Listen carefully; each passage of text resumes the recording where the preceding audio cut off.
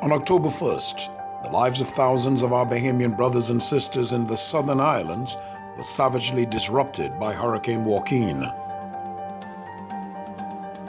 What is the extent of the damage, and what is now being done to repair their shattered lives? Cable Bahamas presents In Focus, where we examine this country's Operation Full Restoration. A radar revelation rocks the Met Department. This as government officials respond to claims the radar was not working during Hurricane Joaquin's passage. Firefighters battle ablaze in a Gamble Heights shantytown, plus the controversial painting that lit up social media. We've got those stories and a whole lot more tonight. I'm Monique Tude and NB12 starts now.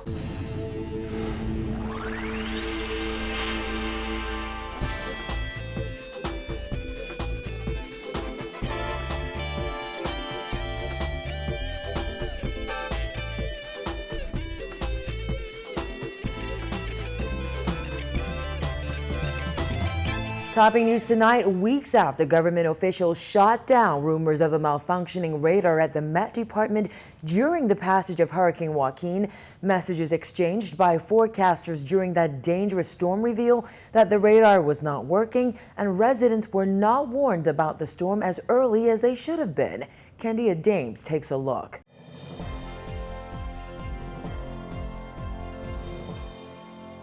During Hurricane Joaquin and in its aftermath, resident after resident told us that they had had no warning about that ferocious storm or that they had not been warned early enough. They said that by the time they knew there was a storm, they were already in it, and it was just too late to prepare. You had no warning? None at all. None at all. When they give warning, it was like after 2 in the evening, and they didn't even give no warning for us. They give warning for Central. It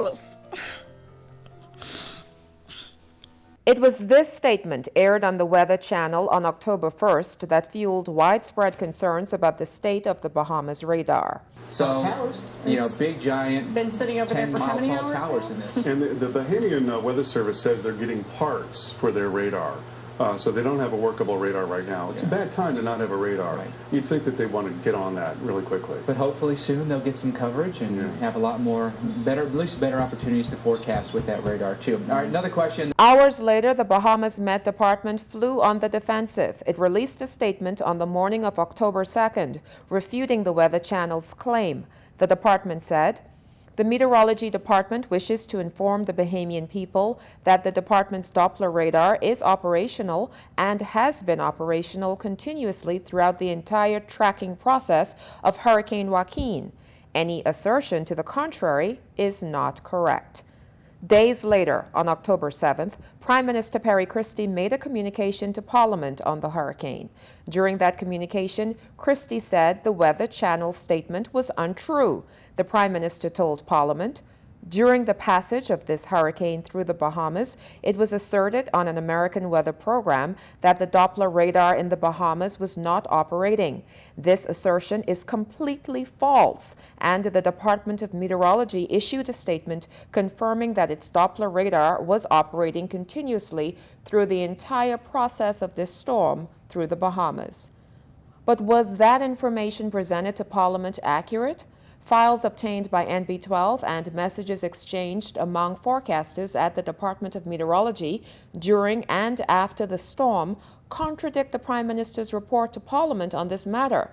On Friday, October 2nd at 1:21 a.m., one forecaster wrote in the department's logbook, "Major storm Joaquin over the Bahamas and the Doppler radar is not working. The Met Lab is not working. No hurricane supplies. No bus. When will we get it right in this department?" Two forecasters claimed that later that night a technician came to repair the radar.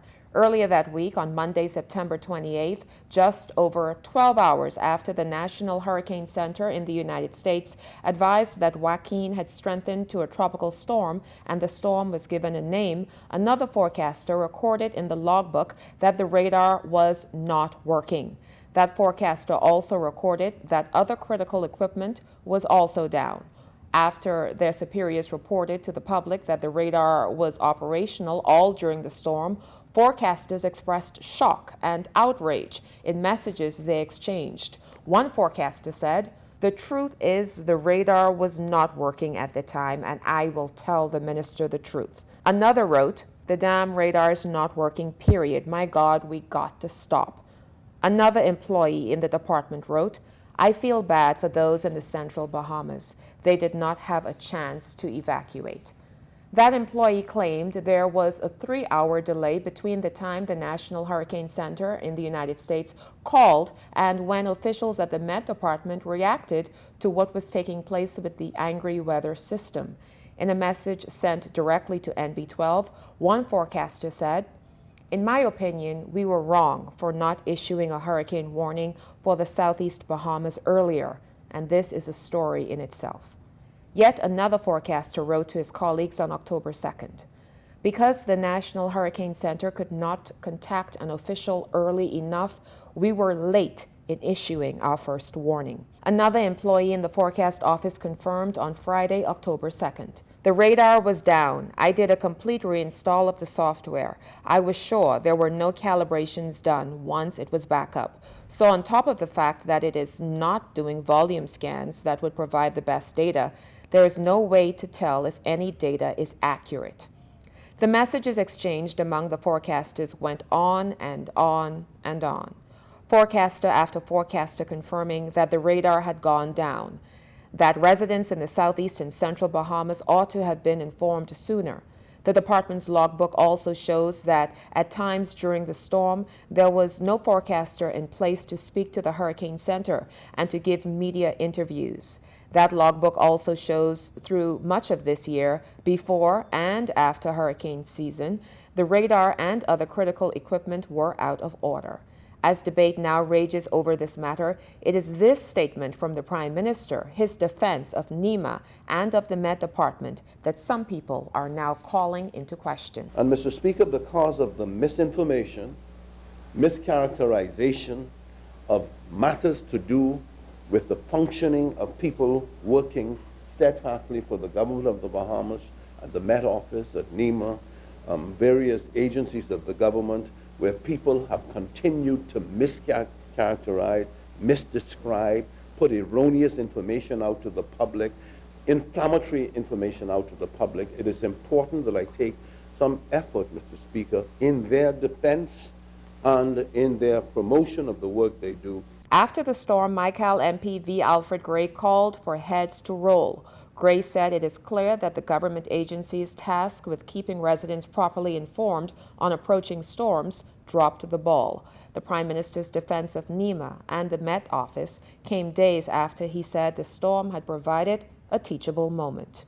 Now, we reached out to the Weather Channel on this matter. A spokesman told us that while they could not independently verify that the Bahamas radar was down, they do believe that the infrastructure necessary for parties outside the Bahamas to access that radar is unavailable.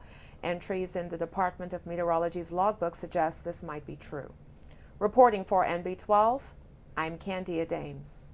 Well, government officials held a news conference this afternoon to respond to those allegations. Dana Smith has that angle. By Met Department forecasters that the radar was not working, Transport and Aviation Minister Gladys Hannah-Martin said today she wanted to set the record straight, maintaining the radar was operational and slamming reports that say otherwise as erroneous and completely untrue. Hannah-Martin spoke out after NASA Guardian managing editor Candia Dames revealed multiple forecasters at the Met Department complained that the radar was down. During the approach and assault of Hurricane Joaquin, the Department of Meteorology's Doppler radar was not operational. And further, that this alleged state of affairs resulted in residents not being warned as early as they should have been warned. To support this erroneous premise, the managing editor, Ms. Dames, relies upon an entry in the department's logbook on the 2nd of October 2015 at 1:21 a.m. by a forecaster who recorded as follows, and I quote, "Major storm Joaquin is over the Bahamas and the Doppler radar is not working. The Met lab is not working." Hannah Martin said the forecaster who recorded that log in question was previously described by Dames as irresponsible and the cause of hysteria. It is therefore mind-boggling that the same managing editor would use this same source to support which is in effect a completely untrue story, and thereby meting out a great disservice to the Department of Meteorology. I'm advised by the director of the Meteorology Department, supported by the radar's technician, and they're all in the room, and further supported by the information technology officer who manages the software for the radar, that prior to the approach of Hurricane Joaquin and throughout the progress of the storm, Joaquin, the radar was operational. Hannah Martin also shot down reports that Prime Minister Perry Christie misled Parliament when he announced to the nation that the radar was working. The information provided by the Prime Minister, under the advice of the Minister of Transport and Aviation, as advised by the Director of Meteorology Department, is true and correct, and there is no misleading of Parliament, of the Parliament of this country. The minister said over the past year, the radar only failed to work for a grand total of 10 days, and instances noted in the logbook simply mean the computers needed to be rebooted, a problem that is unrelated to the functionality of the radar itself. I'm advised that over the past 12 months, the Doppler radar was non-operational for approximately 10 days for the acquisition of new elevation and azimuth motors in late April, and 10 days in the month of July, approximately 10 days, for the installation of software for the radar. I am further advised that the notations in the logbook relied upon by the managing editor, Ms. Dames, by that same source that she called, what's the terminology? Irresponsible. Her words, not mine. That the notations relied upon. Also maintaining the radar was in fact working, despite the forecaster's widespread concerns, Met Department Director Trevor Baisden, who explained further that it really didn't even matter. He said the radar not showing echoes or rain bands is completely normal because of the radar's limited 150-mile range. Stated emphatically was working or radiating.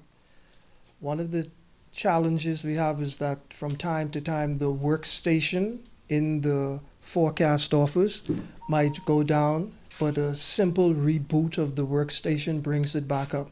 So the radar would be radiating and sending whatever images might be there, but it would not be seen in the forecast office on the monitor, on the workstation, but a simple reboot would bring it back up and the echoes would be displayed.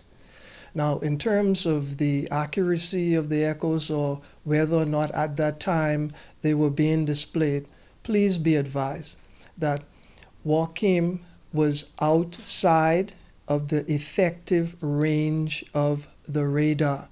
This is due to the natural physics of the Earth. The Earth curves, so the further you get away from the beam, the higher it is from you. Meaning that if I'm right here in Nassau, I will be able to see any weather or any rain bands, and I'll be able to do so until I reach near the area of the exumus, that's the extended range. Anywhere outside of that range, I would be only getting the tops of clouds, the tops of clouds being given as echoes. So any meteorologist would know or should know. Met Department Deputy Director Basil Dean reiterated that point, explaining the radar is not even used when it comes to hurricane predictions and warnings. The point I wish to make, though, is that when it comes to hurricane forecasting, Doppler weather radars are not a hurricane forecasting tool outside of that 150-mile radius. We depend on quite a number of tools, which Minister already went through them all: satellite imagery, the VARC techniques, all of these things that we use. in order to give us some heads up. Also, the computer modeling, very important role. On the question of accountability, when it comes to whether the forecasters may face any disciplinary actions given the erroneous log entry and subsequent internal messages, Hannah Martin said today she doesn't want to get into that aspect. Reporting for NB12, I'm Dana Smith. And hours after residents of the Gamble Heights shantytown watched their homes go up in flames, firefighters were called to battle another blaze in that community. Kyle Joaquin has the details.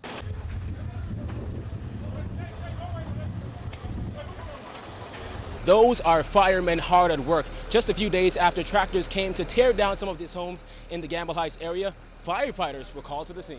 Homes gone within minutes. Just after 7 last night, fire erupted within the Gamble Heights shantytown, known to house not only Haitian residents, but Bahamians as well. It was during last night's fire that we met this woman, Emilia Gideon, with no shoes on her feet. She spoke with NB12, pleading for help. You know my foot? No shoes, no nothing. No shoes, no nothing. I want people help me. If my house break, where I live, I ain't know where I could live. If my house break, I live in an road, people can kill me. If you all want give me chance, talk, give me chance to do my house till I find next house full even, please. She said she'd been living in her home with her children, her brother, and his children for years now. Grateful that her home was still standing after a demolition crew came in and tore down homes nearby, she was faced with the possibility last night that her home may be destroyed. She and her family removed as many of their belongings as they could have, and luckily last night their home was spared. However, this morning another fire started in the shantytown. When our news team arrived, Gideon's house was charred and she was nowhere to be found. But hers was only one of several destroyed by the fire. There was this mother, Mary DeVille, who said her husband left her with their children. Her home is still standing, but she's not sure for how long. I got $5. My child cry is small baby. No money, pum check something put out. I go in and buy for us, I get $4. Let me come in and buy for us, I work and I wait. I tell this what I don't want, I get $5. Wait, doesn't take that. I take 2 baby food, 2 small juice. After that, I come in. I wait in my belly, hungry. After that, I said, God may still love you. And I just take my stuff away there, right? I just bring my stuff in the apartment, right? I just see fire there, right? I know who put fire there. It was a rather chaotic scene as residents scrambled to save what they could. But for some, all they could do was watch their home go up in flames. The fire now has this father separated from his family. The problem is now, but I don't have the place for me to live. Take care of the children. But the things I have right now, but my stuff I have, but I try to get it going somewhere. But my wife, some part, the next people, me, I try for me get the place for me live into. But me, especially me, I born in the Bahamas. I have everything. But now, the things so rough. Man, I can't find the work like this. My 2 children in school, but I don't know what I got to do now. And then there was this man who said not long before the fire started, a man came around telling people if they had anything they wanted out of their home, to take it out immediately. One guy was saying, if anybody have something in the place, just move them quick. Then a couple minutes to them, but 5 minutes later, when I look in the back here, all I see the fire. So there was a man going around telling people to, if they have something, to move it. And then you see if nobody moving, he start shooting tonight.